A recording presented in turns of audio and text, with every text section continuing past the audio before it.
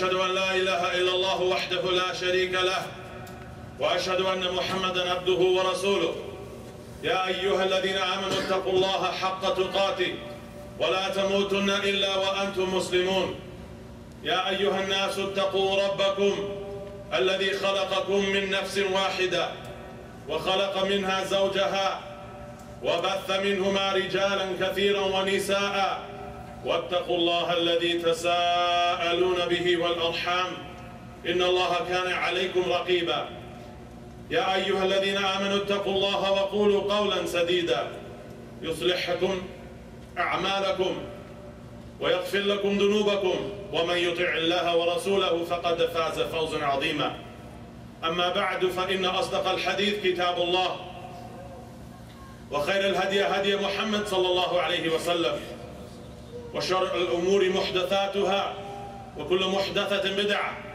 وكل بدعة ضلالة وكل ضلالة في النار. أحبتي في الله، في شهر رمضان كان النبي صلى الله عليه وسلم يتصدق ما لا يتصدق في غيره من الشهور، كما جاء في حديث ابن عباس رضي الله عنهما كان النبي صلى الله عليه وسلم أجود الناس، وكان أجود ما يكون في رمضان حين يلقاه جبريل عليه السلام. The Prophet صلى الله عليه وسلم used to donate, used to spend, used to give what he had, and the most when he was generous, and he was the most generous. But the most that he was generous on top of that was in the month of Ramadan, fi shahr Ramadan, when he used to encounter with Jibreel, and Jibreel used to come and teach him the Quran in shahr Ramadan. Giving, spending, not thinking about poverty, not thinking about losing wealth or losing money, not thinking about I'm giving up my wealth, sallallahu alayhi wa sallam. What did he have in his house? If you know from the hadiths, the narrations from the wives of the Prophet sallallahu alayhi wa sallam, sometimes nothing to eat.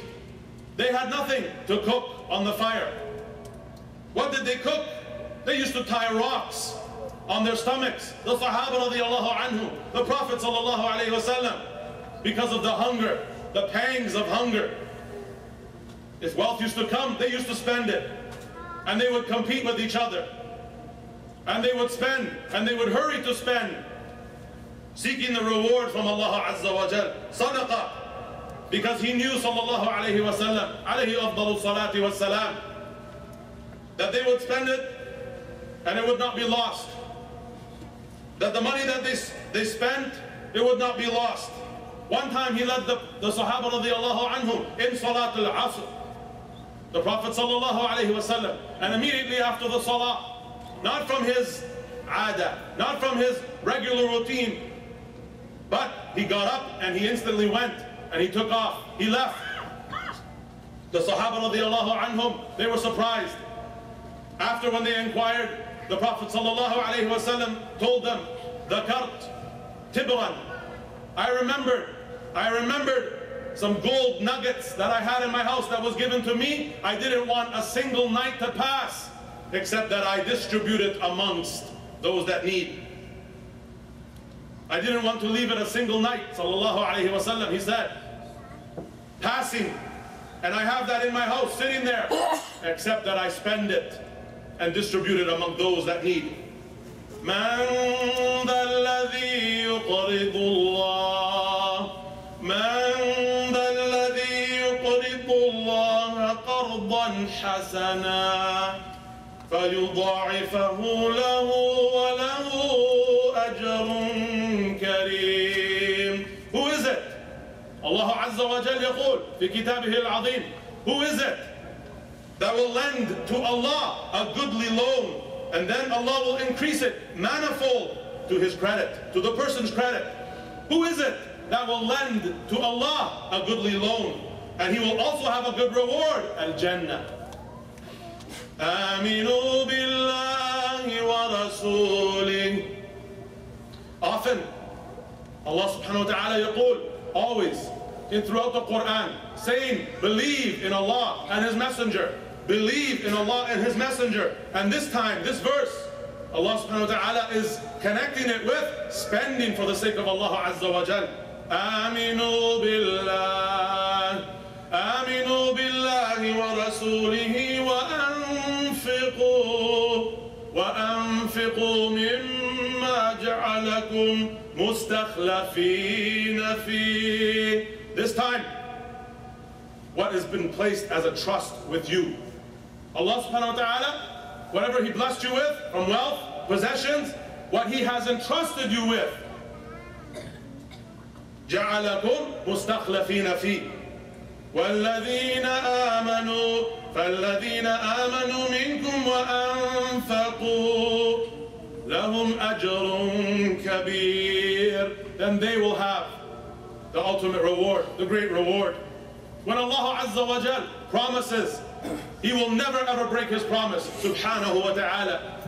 And even if the Prophet sallallahu alayhi wa sallam promises you something, assures you of something, then you know that it is true. Absolutely, because it is from Allah Azza wa Jal. وَمَا أَنفَقْتُم مِّن شَيْءٍ فَهُوَ يُخْلِفُهُ. And whatever you spend of anything, He will replace it. Allah Azza wa Jal. Don't always look towards this dunya. That I'm losing something now. I'm losing some dollars. I'm losing something that is in my possession. I'm losing some wealth. Don't always look to the dunya. That something in this dunya is going away. I cannot give it away. I have to hold on to it. But look to the akhirah. Allah Azza wa Jal assures you that He will replace it. You will not go broke, as they say. He will replace it, tabaraka wa ta'ala. And Allah has promised this. He has guaranteed that when you spend for His sake, you spend to help a fellow Muslim who is really in need. You spend to build a masjid, a center. You spend on your family, those that are dependent on you. You spend for the sake of da'wah in Allah Azza wa Jal. Not only in this life, but also with something that will be replaced for you in the akhirah. You have this guarantee. You have this promise from Allah Azza wa Jal. And we all claim that we trust in Allah. Hasbunallah wa ni'mal wakeel. And then why do some of us still have this worry? That leads us to hold on. That leads us to hold on tight. That leads us to hold back from the wealth that Allah Azza wa Jal has given us, that has blessed you with, that He has placed a trust with you. Likewise, we accept and we believe that Muhammadur Rasulullah, and that what He spoke was revelation from Allah, wahi from Allah. He said in the hadith collected by Imam Muslim, rahimahullah, مَا نَقَصَتْ صَدَقَةٌ مِّن مَالٍ. He said clearly, sallallahu alayhi wa sallam, that the sadaqah does not decrease your wealth. The sadaqah that you give for the sake of Allah Azza wa Jal, it does not, absolutely guaranteed, it does not decrease your wealth. Even Allah Azza wa Jal does not expect for you to give up everything, for you to give up your blood, for you to give up everything, to spend every single thing that you have that Allah Azza wa Jal give you. He doesn't expect that, tabaraka wa ta'ala. Aside from zakat, which is obligatory if you have wealth, it is voluntary. Charity, sadaqah, yes, it is voluntary. If you are involved in a business, if you are involved in tijara, you have your business, and maybe somewhere along the way there was some ghush, it slipped in. There was some cheating that it slipped in your business. You made a mistake, you fell short. You did something wrong one time. Then giving the sadaqah now will purify your wealth. To cleanse your sadaqah, to cleanse your wealth, to cleanse the wealth that you have acquired. The sadaqah will cleanse that. Giving sadaqah to purify your body from the sins, from the dhunub, and from the ma'asi, from the disobedience to Allah Azza wa Jal. خذ من أموالهم صدقة تطهرهم وتزكيهم بها. خذ من أموالهم, an order from Allah Azza wa Jal to purify them, to cleanse them from sins, from dhunub. Sadaqah can heal the sick person. Wallah. Sadaqah can bring happiness to the poor person. Wallah. Sadaqah will bring blessings to your wealth and increase your rizq. Moreover, imagine the sadaqah, you give sadaqah, you spend for the sake of Allah Azza wa Jal, it will increase your rizq from Allah Azza wa Jal. Hasbunallah, sayu'tina Allahu min fadlih, inna ila Allahi raghibun. If you're worried about faqr, if you're worried about poverty, if you're worried about your funds or your rizq deficiency in it, then say to Allah Azza wa Jal, قُلْ لِلَّهِ عَزَّ وَجَلْ حَسْبُنَا اللَّهُ سَيُؤْتِينَ اللَّهُ مِنْ فَضْلِهِ إِنَّا إِلَى اللَّهِ رَاغِبُونَ. And again, we should not only look to all of our matters as pertaining to this dunya. I have bills to pay, I have this to buy, I have milk to buy, I have bread to buy. We all have this, and Allah Azza wa Jal knows before you even that you have that. And do you think Allah Azza wa Jal, the one who's giving sadaqah now, the one who is spending for his sake, trying to gain freedom from the hellfire, trying to save themselves from a terrible punishment, then Allah Azza wa Jal, after they spend, that He would leave them, He would put them in a situation? La wallah. Sadaqah can shade you from the intense heat on Yawm al-Qiyamah. Under a shade, and when there's no shade, sadaqah can shade you under the shade when there's the intense heat and some people standing in their own sweat. It can make your hisab lighter, your accountability lighter, your mizan heavier. Sadaqah can go on your mizan, on your scales, and make it heavy. It will make your walking, it will make your steps across the sirat, across the bridge over hellfire, it will make it easier and make you go quicker. And it will help you elevate your level in Jannah. Verily the Prophet ﷺ encouraged you to save yourselves from the hellfire through sadaqah. اتقوا النار ولو بشق التمرة ولو بشق التمرة. Even by a single date, even by a part of a date, even by a, what can we say, a few dollars, a few cents, it can save you from the hellfire. He's saying, sallallahu alayhi wa sallam, اتقوا النار. So it's not even the amount. That's a precondition. You can have so much, or you have to have so much. You have to give this, you have to give that amount. Allah Azza wa Jal knows what is your condition. He knows better than you, your condition. The wealth that you give in sadaqah will benefit you after you leave this life. Because if you stockpile it, if you hold on to it, when you die it will go into the graveyard. It will follow you. Yes, it sounds nice. You know, like the kuffar they do, like the disbelievers they do. When they die, you know, he wanted to be buried with his guitar that he used to love. You know, he wanted to be buried with his hockey stick. He wanted to be buried with his favorite clothing or his favorite hat. Like they're going somewhere with it, in the coffin, with the plush or the velvet and the gold, the $50,000 coffin. What is this? Are they taking it with them to the akhirah? La wallah, abadan, ever.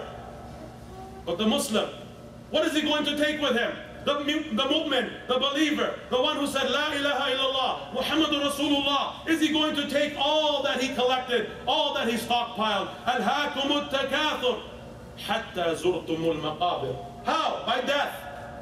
So your family will follow, your loved ones will follow, your husbands will follow, your wives will follow, your children will follow, your procession to the grave, them carrying you. You can't even go there yourself. They're carrying you there, and your possessions, your cars are following. Your houses are following. Your money is following. Your gold is following. But once all is said and done, once they say, Assalamu alaikum wa rahmatullah, then everything is going back to be distributed, to be used by other people. And all that is staying with you in the qabr, in the grave, is what you used to do. أقول ما تسمعون واستغفر الله لي ولكم ولجميع المسلمين من كل ذنب فاستغفروه وتوبوا إليه قد أفلح المستغفرون.